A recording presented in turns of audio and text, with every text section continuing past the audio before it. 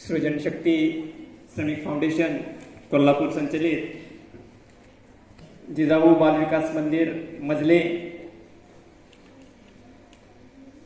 या ठिकाणी आदरणीय श्री लवटे सरांच्या अमृत महोत्सवी वर्षानिमित्त आयोजित कार्यक्रमामध्ये जमलेले व्यासपीठावरील सर्वच मान्यवर, जिजाऊ बाल विकास मंदिरचे सर्व अध्यापक, उपस्थित सर्व विद्यार्थी, या सर्वांचं प्रथम मी या ठिकाणी स्वागत करतो। आज या ठिकाणी आदरणीय लवटे सरांचा अमृत महोत्सवी वर्ष तसेच कवी कुसुमाग्रज यांची जन्मजयंती व मराठी भाषा गौरव दिन असा तिहेरी संगम आणि या तिन्ही संगमातून आज या ठिकाणी कार्यक्रम होत आहे। आणि या कार्यक्रमास आदरणीय लवटे सरांच्या सारखे मान्यवर इथं आपल्याला उपस्थित झाले, हे आपल्या सर्वांचं भाग्यच म्हणावं लागेल।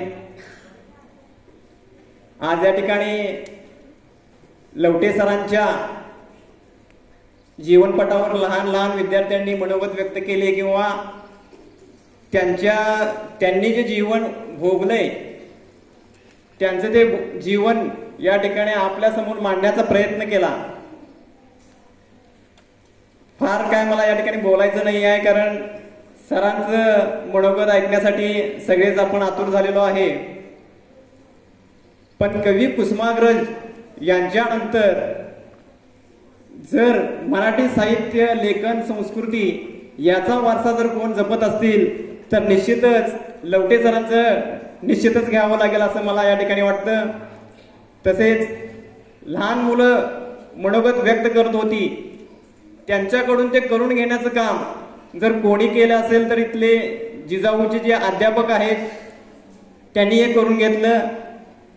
जिजाऊचे जे अध्यापक आहेत ते ज्यांच्या तालमीत तयार झालेत, आपल्या संस्थेचे जे मार्गदर्शक आहेत माननीय Shri S D Patil sir यांच्या तालमीत ते तयार झाले आहेत, ते श्रेय निश्चितच सरांनाही जातं।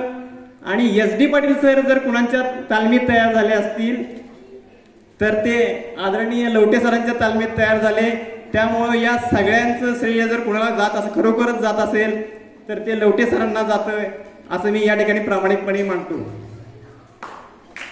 या ठिकाणी मला आपण 5 मिनिटं आपलं मनोगत व्यक्त करण्याची संधी दिली त्याबद्दल संयोजकांचं व या सृजन